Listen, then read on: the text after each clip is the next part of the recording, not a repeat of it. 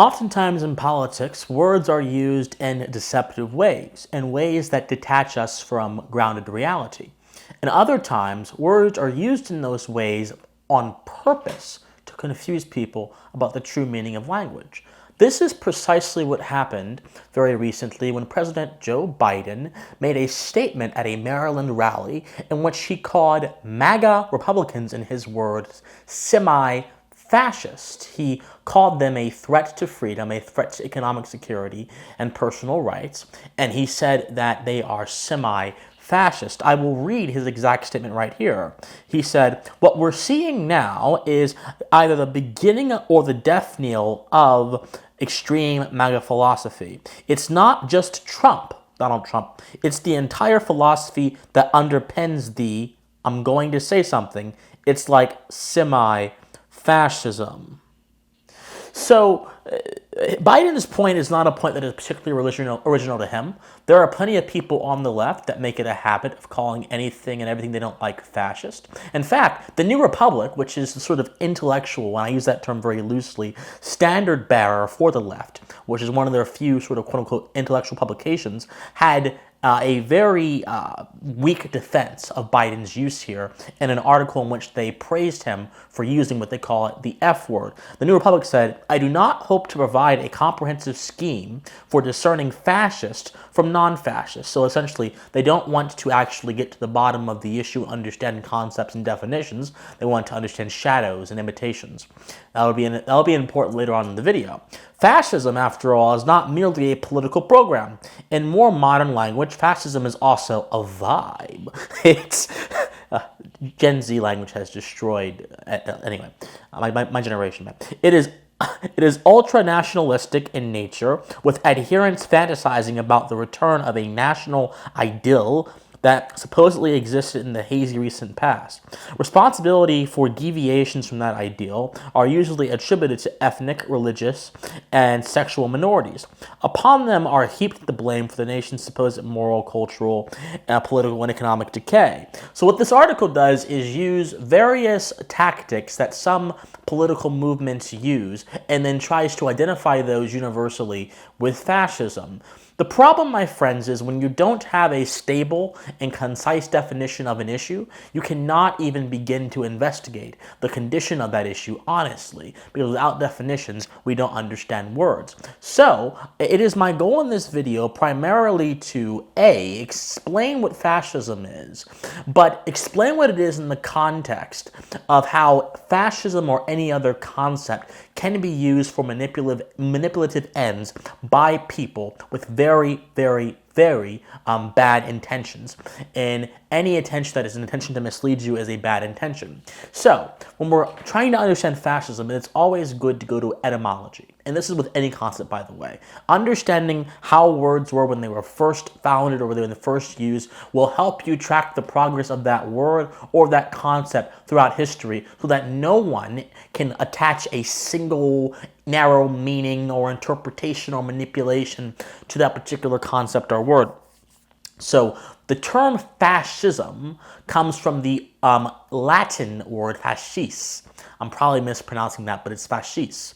And that basically means bundle. That word literally means bundle. It's going to be F-A-S-C-E-S. That literally means bundle. And a fascis represented a bundle of rods that contained an axe that had a blade at the end of it that was carried around by Roman magistrates. In fact, the highest magistrate in the land at that time. And this fascist, this rod, symbolized the relationship of power over life. It essentially symbolized the role of political power in conquering and subjugating life. Now, it's very interesting, my friends, that we have the very root word of the term fascism being a weapon which signifies political power over life. In this same sentiment, would eventually come to define the fascism that Benito Mussolini in the 20th century was the originator and the spearhead of. Because this word fascist eventually turned into the word fascio, which basically literally means group or association. And then we have fasci, F-A-S-C-I, which means groups of men organized for political purposes. So when we come to the very first word, fascist, which is basically a rod which is supposed to have power over life, then we have fascio, which is basically a group or association. We have essentially an implication here that groups and power and associations, they are what matter the most. They are at the very core of what fascism is, and Mussolini's own words would confirm this. My friends, fascism doesn't necessarily even have a coherent form to it. In fact, many books and scholars have tried to really define what it means, but it's very hard. There are so many different people that have different ideas about what fascism means, but it is possible to identify some very key characteristics.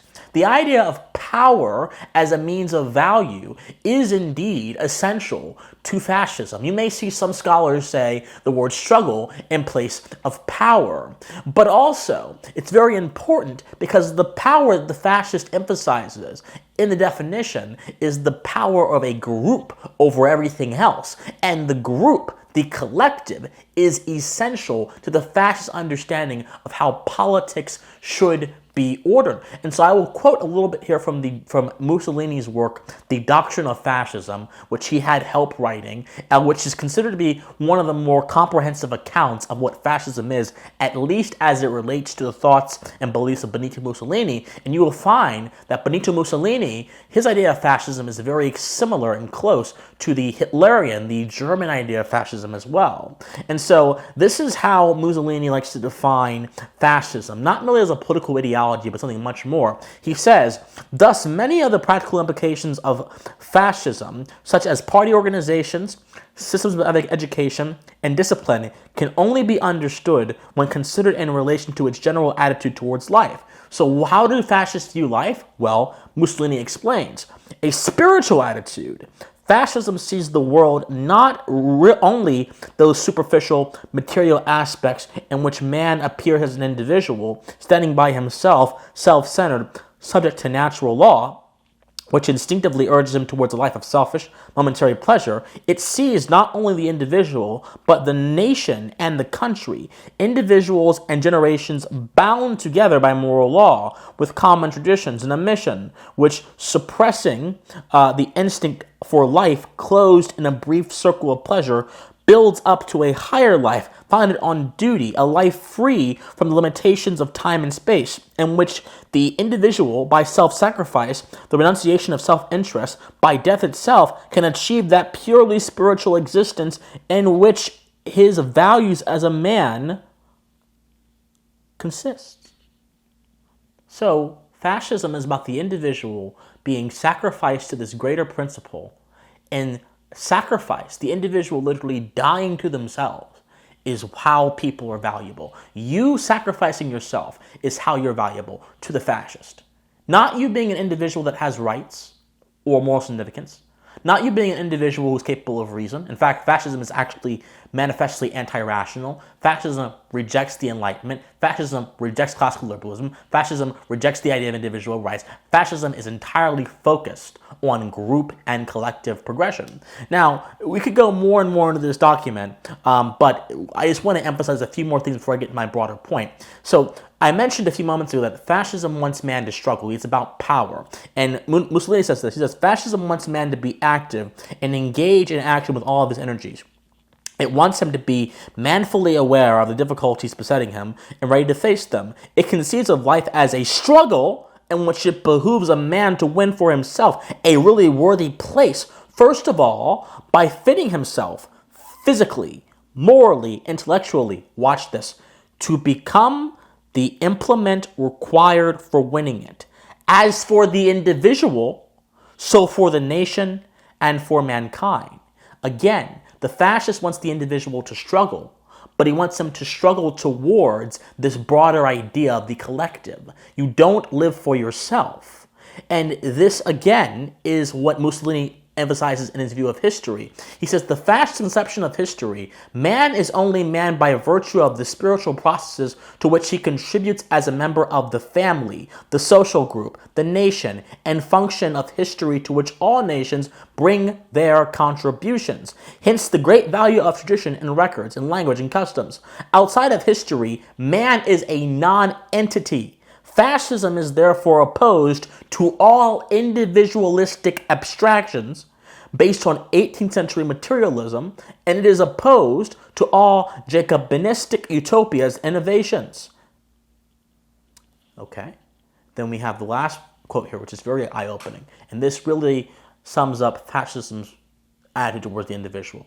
He says, anti-individualistic, the fascist conception of life stresses the importance of the state and accepts the individual only insofar as his interests coincide with those of the state, which stand for the conscience and the universal will of man as a historic entity. It is opposed to classical liberalism, which arose as a reaction to absolutism and exhausted its historical function when the state became the expression for the conscience and will of the people. Liberalism denied the state in the name of the individual. Fascism reasserts the rights of the state as expressing the real essence of the individual. So for the fascists, individuals do not exist as themselves, as Christian Watson, as Jack, Jill, or whoever. Individuals exist as part of the state. So in Mussolini's Italy, you're not an individual, you are an Italian, you are a consort, you are a vassal of the state. Not even a vassal, because a vassal represents individualism too. You are a part of the state which is not distinguishable. This is the ideology of fascism. Now, I won't go any more into Mussolini's concept of fascism. I'll just summarize it for you guys. Fascism is essentially when politics meets metaphysics, when grand ideas of history, grand ideas of existence meet political organization, and they try to become intelligible. Fascism is ultimately an unintelligible, incoherent concept because it is based on different ideas that are ever-changing. What a nation is ever-changing. What it means to be a person in a certain nation tends to be dependent on the circumstances that are arising in that nation, unless that nation has a strong first principle core like America does. But in the case of America, fascism cannot exist in America on a principle level because Americanism, natural law, classical liberalism, individualism, the ideas from which America was birthed are exactly anathema to the fascist conception of history, man, and existence. So fascism is a philosophy or an anti-philosophy which is against considering us as individuals. It's against natural law and views all of reality and existence as a part of the state, as a part of their myth of history. This is fascism. Fascism is the myth of the collective. I'll say it again. Fascism is the myth of the collective supremacy. Fascism is the myth of the collective. It is a historical myth, it is a political myth, it is a philosophical myth, but it is a myth nonetheless, and it's a myth without a stable story. That's what fascism is. I don't care what anyone else says. In the comment section down below, there will be more reading resources for you. I will have them for you, and you'll be able to read more in depth. But for our purposes, fascism is a myth of the collective supremacy. That's what it is. Now, given fascism's rejection of individualism, of objective natural law, of individual freedom, of all these things which make America America, how can you apply that term to a group of people, MAGA, who actually, in some way, shape, or form, affirm the first principles of America? You see, here's how they do it. Fascist movements have used populism as a vehicle of driving forth their message. Mussolini, again, was about he said he's a desperate Italian. He's desperately Italian. He is a part of this collective of Italy, and he used that to drive out the masses into believing they're part of this grand collective as well. And so did Hitler. For Hitler, you were not an individual German citizen. You were an Aryan. You were a member of this elite class that the rest of the world was not in. And for that very reason, we can disregard the rights and the values of the rest of the world because ours is superior. That's what it was for Hitler, and that's what it was for Mussolini. Mussolini was nationalist fascism. Hitler was race fascism, which also had a nationalist bent to it as well. So how can you have a political movement in America which affirms America's values be this way? They're using the similarities between populism in Mussolini's Italy and Germany to populism in America. But there's a flaw in this. Populism is not a coherent ideology. Populism takes on the character of wherever it happens to go. Populism in America is not going to be populism in Europe because populism reflects the values of the people who happen to be in that particular area at that particular time. And in the American political context, those values oftentimes have nothing to do, or actually I can probably say most of the time have nothing to do with fascism or the fascist conception of history. It has nothing to do with placing ultimate value in groups, as the etymology of the word fascism does, has nothing to do with placing ultimate value in the collective, has nothing to do with denying the individual their existence, has nothing to do with seeing the nation as bigger than everything else in existence, has nothing to do with any of this stuff. Because America was not built with those principles in mind. And yet, because Trump is a populist, he is a populist, people will by proximity say he's a populist, ergo he's a fascist. This is proximity ethics, which is basically condemning someone for being close to something as opposed to the content of their actions. I've talked about this concept many times in this channel. I've used the example. If you have a can of gasoline and you have a match and you're near a fire and someone walks up to you and says, "Hey, you must have lit that fire because you have the gasoline in the match." Well, what if I was actually just filling up my car with gas and I was smoking a cigarette? That's entirely plausible, but the proximity ethicist is not interested in actually engaging in material.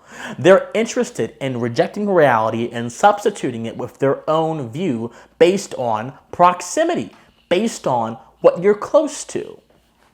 And so the fact that Donald Trump is not someone who rejects the power of the individual. In fact, he's someone who very much has mentioned several times in his speeches why the individual is important. It has mentioned freedom and things of that sort. The fact that MAGA itself is populist and all of these things leads some people to believe that they have to be fascist. And there are two problems going on here. We have the problem of imitation concepts. Now, imitation concepts is a term that I personally coined to describe ideas that seem plausible, but at their very core are not plausible. So, for example, you can use the term fascism to describe a populist movement because fascism tends to use populism as a vehicle for success, but that does not mean that all populist movements are fascist, and yet you could superficially make that case because there is an association between populism and fascism. This is an imitation concept. The problem with imitation concepts is that they become so big and they become so wide encompassing that our entire idea of reality consists in imitation concepts. This is precisely what Plato was worried about in the allegory of the cave. Plato said that most people don't actually see concepts for what they are. They see reflections of shadows on the walls of the caves. And when the person goes up and sees the sunlight and sees things how they actually are, that person is persecuted because everyone else cannot understand. We live in a political reality dominated by imitation concepts, where the term fascism operates as functionally as a buzzword and an exclusionary rhetorical tool to be applied against those who certain people have a bone to pick with, as opposed to being a useful concept to describe pretty vitriolic, anti-reality, anti-rational, anti-enlightenment, anti-individual philosophies from the 1940s that manifested in the form of Mussolini's Italy and Hitler's Germany. When terms are taken from their proper context and reapplied and refitted for certain other contexts, and then they are presumed valid without investigation, you have a world of imitation concepts. In a world of imitation ideas, you cannot have truth. And if truth is not present in your calculus, you cannot have good politics. You cannot have justice. You cannot have anything that is necessary to even have a conversation in the first place. That is the danger of how fascism has been used throughout the American political lexicon. One last word. If we want to fight these kind of uses of terms and language, we also have to adapt a rhetorical tool. And that rhetorical tool is very simple. I'm going to give all you an assignment. It is incredibly important for all of you to understand the meaning of certain political concepts and definitions, which is why in the video comment section down below and in the description down below, I will be giving you several resources to study this term, the word fascism. There'll be video resources, there'll be book resources, and once my website gets up, I'm going to put them on my website as well, because if you understand these concepts at their core, no one can break down your understanding and try to manipulate you. No one can direct you down their course. You will have an ironclad understanding of what things are. But if you don't have the rhetorical tools to defend the truth, understand the truth, and then you apply the truth to your everyday life, you can be manipulated and misled by very nasty people who have no regard for reality and have every regard for the progression of their own power and of their own interest. And my friends, in a nation built upon the moral agency of the individual, and a nation built upon affirmations of actions about reality, and a nation built upon these natural facts, we cannot afford to lose truth. If we lose truth, we lose the nation. That's all I got to say, my friends. I love you guys so much. If you love me, patreon.com/official or PayPal official.gmail.com. Please be sure to like this video, subscribe to this channel, share this video, comment on this video, my friends. I love you guys so much. Thank you for listening to this lesson, and I will see you in the next video. Please stay pensive. Bye, guys.